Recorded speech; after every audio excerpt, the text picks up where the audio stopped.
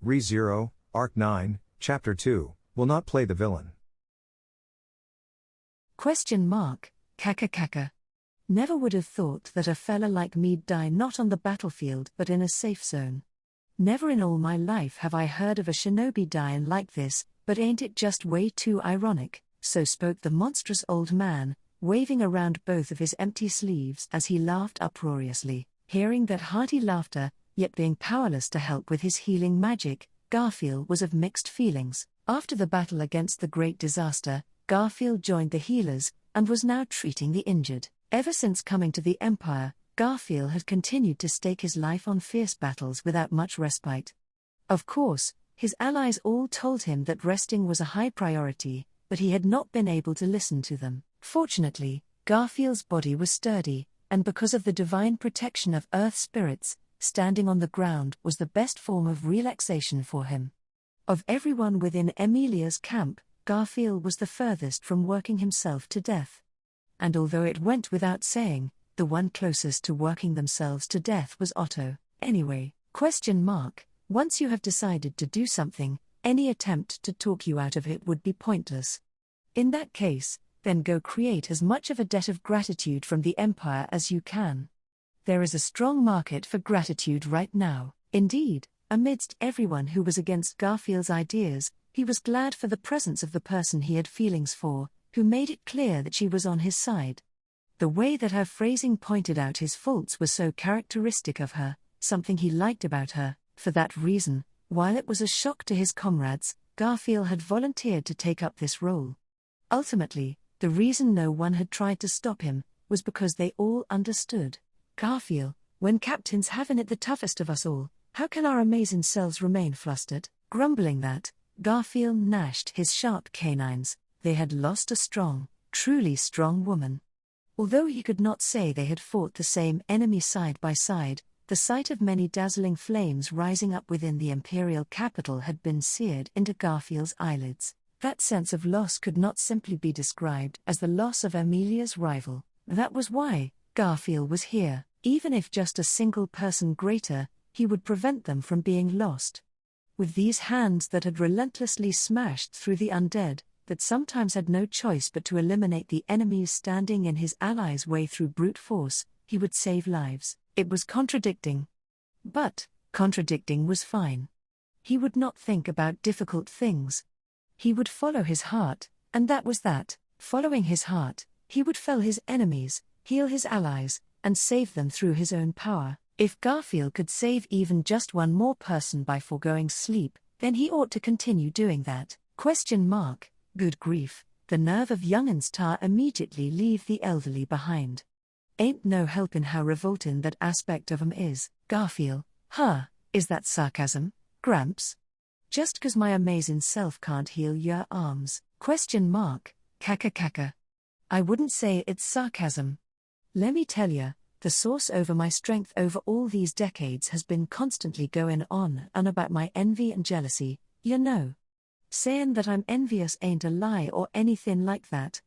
I'm filled with jealousy. Wagging his white eyebrows up and down, Olbart skillfully used his foot to scratch his neck. He did not seem particularly inconvenienced by the loss of both arms, and nobody could tell whether that attitude was out of concern for Garfield, whose healing magic could not do anything about that, or if it was the reverse and he was just teasing. At any rate, regardless of what had happened to his arms, the old man was also a monster, since he could still move so much despite being all but dead. But then again, when it came to the topic of surviving a near-death experience, shut the fuck up, old-ass fuckhead.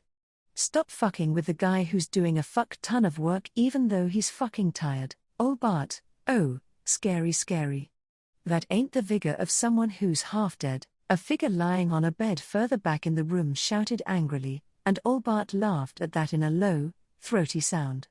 To that fierce vigor, Garfield scratched and said, "Oi, Garfield, my amazing self's grateful for the you backup/you, but worry about your own body first.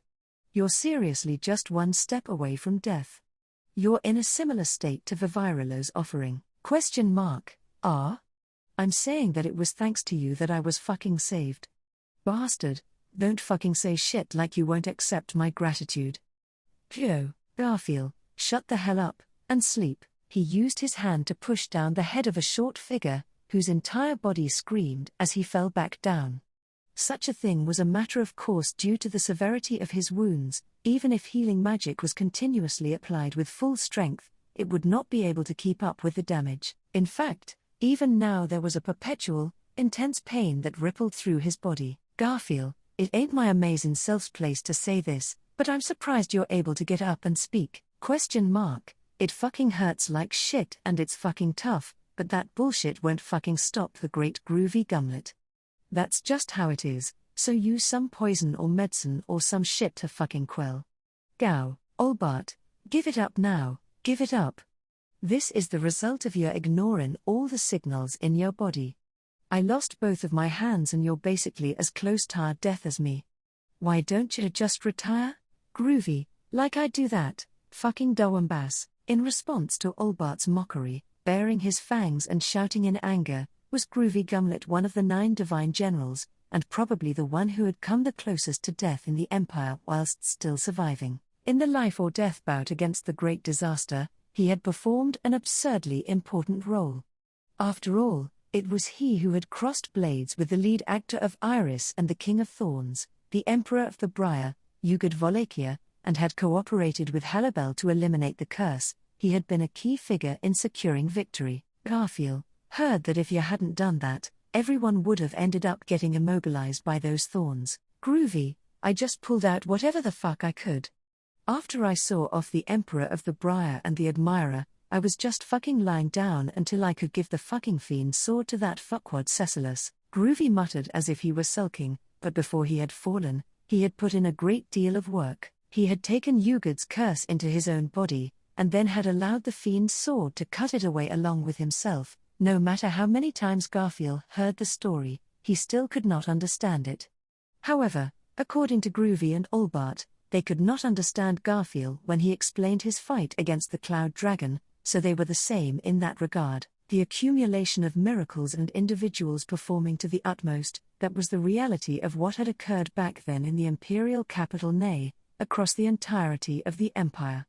Whether it was Garfield, who had fought against the Cloud Dragon, Groovy, who had saved the Emperor of the Briar from his own thorns, or Olbart, who had sacrificed one of his arms to avert the witch's schemes, all of them had exerted their utmost. There was no need to exaggerate their achievements, and there was no need to go against the facts. Olbart, well, as a geezer who's got hardly any time left, it's always hard to see young'uns dying one after the other, so it's been a pleasure to see you fellas survive. Groovy, though aside from me, it's pretty fucking dubious to say that guy survived. Garfield, by that guy, you mean? Thinking about the person that he had mentioned, Garfield's gaze moved towards the end of the healing room.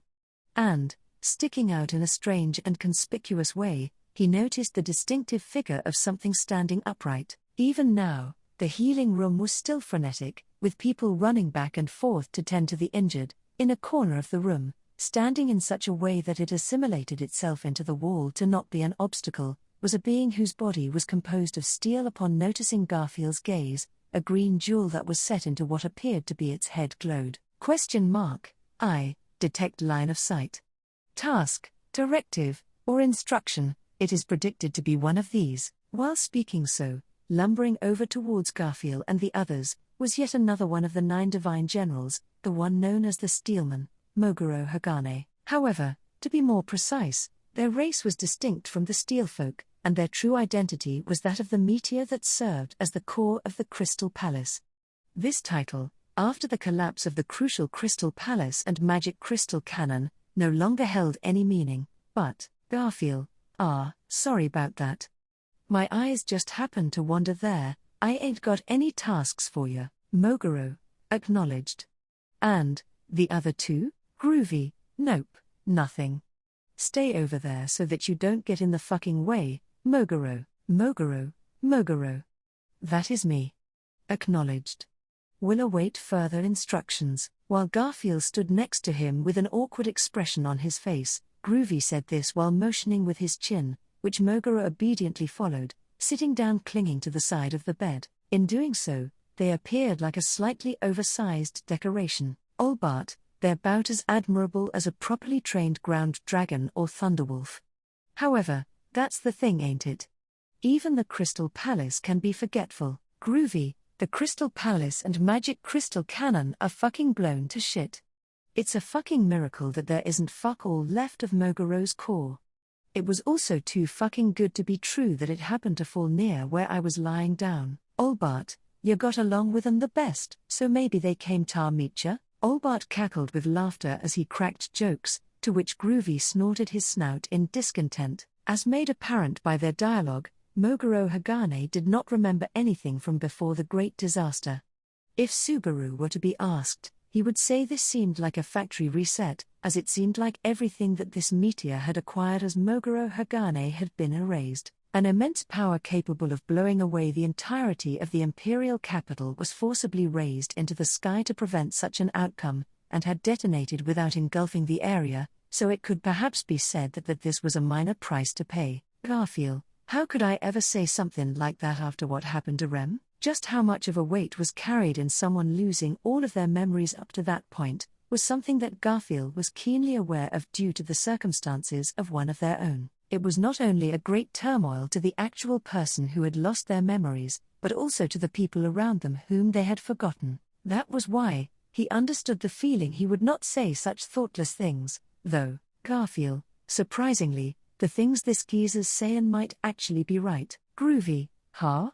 Are you also fucking mocking me with that load of fucking horseshit? Garfield, that ain't it. I mean, it may be true that they don't remember anything. But ain't it also right that they're not doing anything like trying to flee from ya? Saying that, Garfield narrowed his eyes at Moguro, who was sitting next to the bed. To be honest, that large frame sitting in the healing room was an obstruction, but the fact that they were making themselves as compact as possible to avoid causing trouble to their surroundings left a sense of goodwill. To begin with, the fact that Moguro went to such lengths to remain here was likely because they did not want to part from Groovy's side. Having lost their memories, it might have just been something like imprinting onto the first person they encountered. But, Rem said that when she and Ram finally reunited in this empire, she intuited that Ram was her older sister through a strange feeling. Garfield thought maybe that same something also remained within Moguro. Garfield, well, Captain also said something about Rem breaking his finger all of a sudden. There were also cases when that something did not remain, so it could not be said to be an absolute rule. But, since this was the healing room where people were healed, if Moguro had come here all on their own to heal their own heart in a place nobody knew about, then Garfield had no reason to kick them out. Garfield, rather, the old geezer who does nothing but talk without even the hands to spare is more of an obstruction. Old Bart, kaka. Really talking like that, Tommy, this young'un. Well, I do get what you're sayin'. As Garfield shrugged his shoulders, Olbart waved his two sleeves about while laughing. Outside that exchange, Groovy rubbed his black snout, and looked at Moguro. He looked at his former comrade in arms, who was simply nestling close to him without even the slightest of movements. Groovy, don't do such fucking sentimental things, fucking hell. Moguro, within statement, sound of liquid detected. In fear of unusual circumstances, requesting instructions. Groovy, fucking shut the fuck up. Moguro, understood. Hearing that fruitless exchange, Garfield gnashed his fangs and unconsciously smiled. Since he was smiling, he worried a little bit over if it was okay to smile, and then, following his heart, he smiled. Otto, so, Anastasia Summer will return to Lagunica via Kararagai? Anastasia, yes, that's the plan. I'm in the Empire as an envoy from Kararagai, you know. I know it's just a title, but I gotta do my duty. When Anastasia, smiling softly, openly revealed her inner thoughts to Otto, he accepted it with a quiet and casual "I see" on the surface. However, his inner thoughts were not as carefree as his expression. Whatever the case, Anastasia had fulfilled her promised role for the Kararagai city-states. This would boost her reputation with the Kararagai Council, which sent her there, and Anastasia would receive another solid boost in her bid for the crown. Of course, Emilia also contributed greatly to the fight against the Great Disaster when the Wallachian Empire was on the verge of collapse, and His Excellency the Emperor Vincent directly requested her assistance. Although they were smuggled into the country when they entered the empire, they would be able to return home triumphant and proud. Still, whether it was the battle against the witch cult in Pristella, the capture of the Pleiades watchtower, or even the rescue of the Wallachian Empire, both the Emilia camp and Anastasia camp had been involved. It wasn't good that the prestige was not only Emilia's, but Anastasia's as well.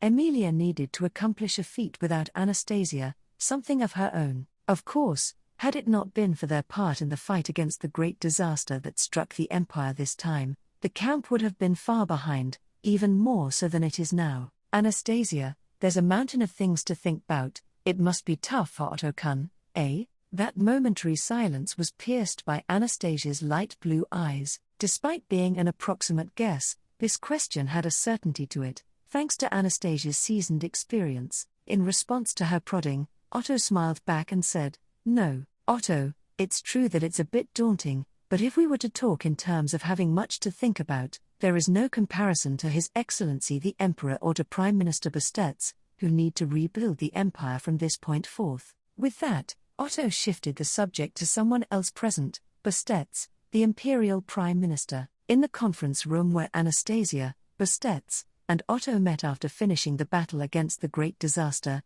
they discussed the future plans of Wallachia, which was now putting together a project for recovery and revitalization, and of the people who had been cooperating with them. Amidst all this, Otto directed everyone's attention to Bestets, who concealed the color of his pupils deep within his threadbare eyes. "Bestets, as you say, there are many challenges ahead.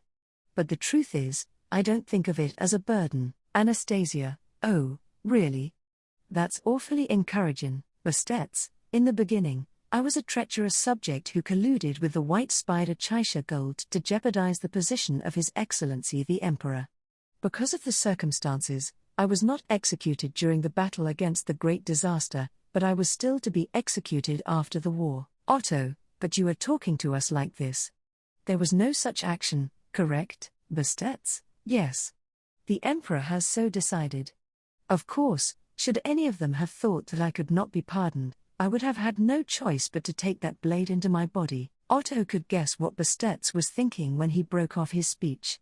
It was probably the biggest reason why Bestets's head was still connected to his neck: the declaration made after the war by the strongest man in the Empire, the Blue Lightning. "Cecilus, before any minor roles get bloodthirsty, I would like to declare that it is His Excellency's decision not to kill Bestets-san, so you all should follow it. If you go against it, I will have to show my sword-like side for the first time in a while. Besides, I have a vague feeling that Chaisha planned to the extent that His Excellency would not kill Bestets-san. In fact, without Bestets-san, it will be hard to go on, won't it? Since Chaisha isn't here, it was too long and drawn-out a statement to be called a declaration, but it was a significant factor in dissuading those who knew of Bestets's deeds." Bestets, apparently thinking the same thing, made a slight smile as he said, "Bestets, I never thought I would be protected by General First Class Cecilus Segment. If not the Yang sword, I would have thought his blade to be the one to decapitate me." Otto: "And yet it did not. It's an imperial situation, so an outsider cannot comment on it. However, I consider it to have been a wise decision. A military officer in an emergency and a civilian officer before and after an emergency, such a person is irreplaceable." Anastasia: "I agree.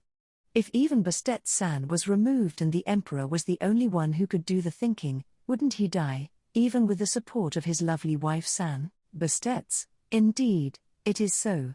I, for one, am glad to see His Excellency receive a new queen.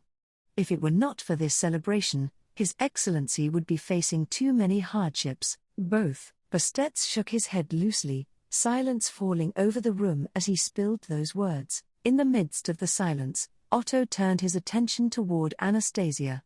She, too, was feeling the weight of the same silence, though likely from a different perspective than Otto. The reason for this silence, needless to say, was the tragic events that had befallen Vincent: the deaths of his trusted confidant and of his sister, the princess whom he shared the same blood with. The impact of the latter was something neither Otto nor Anastasia could ignore. Anastasia, she really was a selfish princess. A quiet murmur escaped Anastasia's lips, causing Otto to close his eyes. The subtle sentiment was a rare crack in Anastasia, who usually had a bravery that remained unfazed in the face of any event. This vulnerability, Otto had always wished to find it in Anastasia in order to surpass her.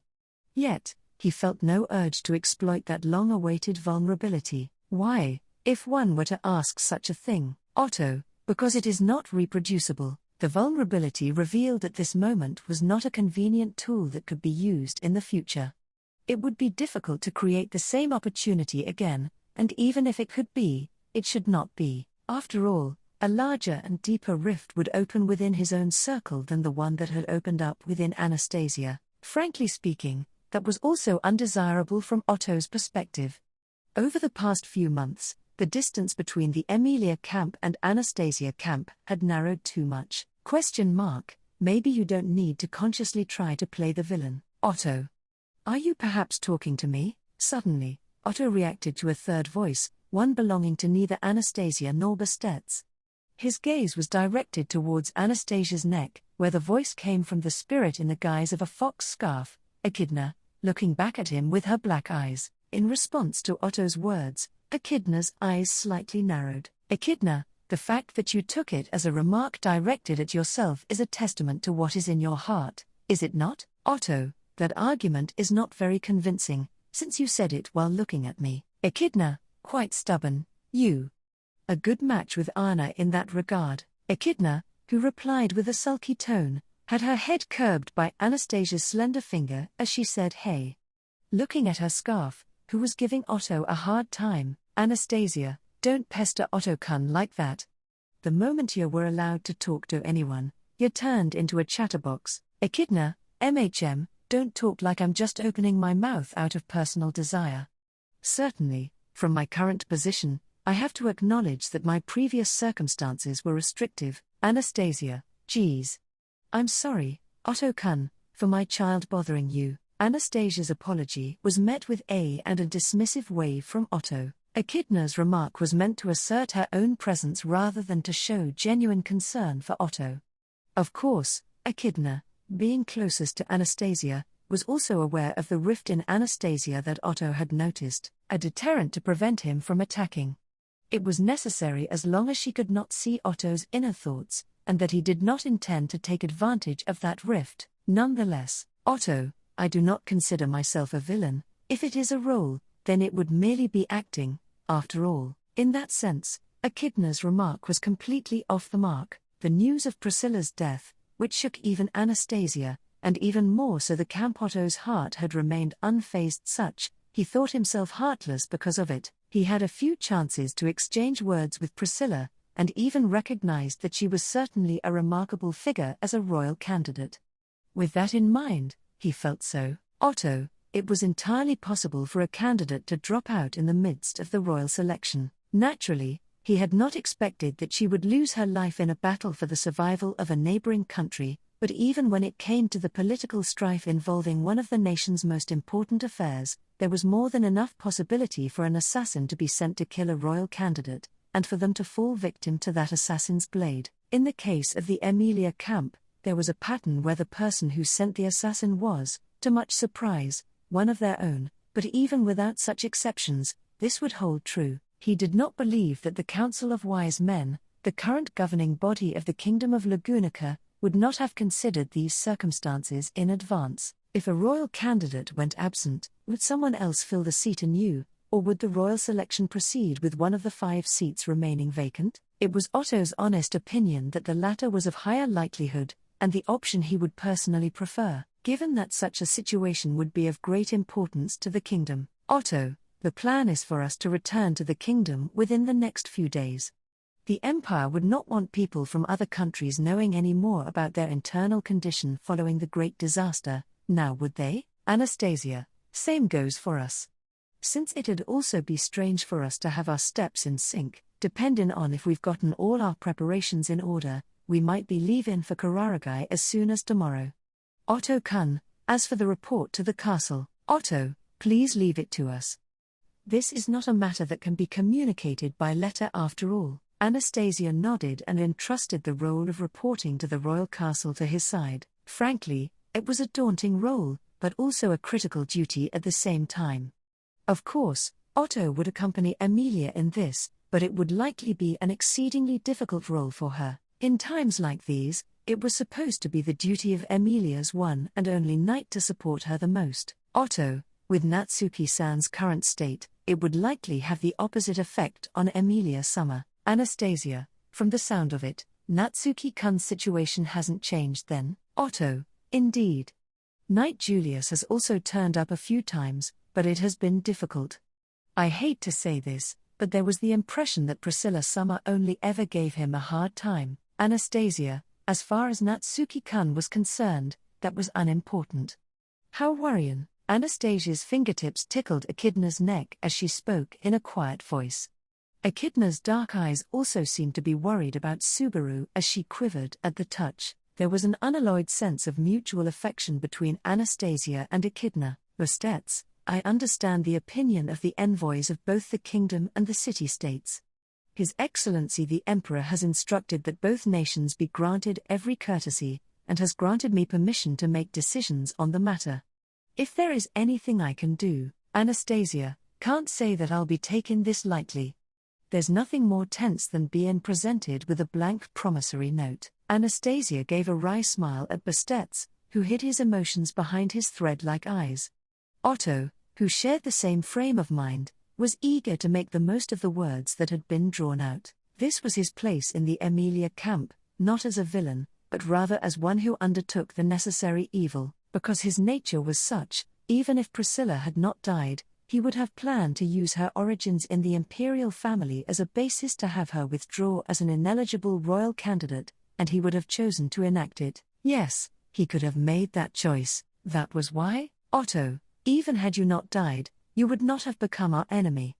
As much as Natsuki-san and Emilia-sama are hurt by it, your death has delivered me quite the hard blow. As someone from a different camp, with no reason to mourn and grieve her death, that was the least bit of condolence Otto Suin could offer to the woman who had passed on.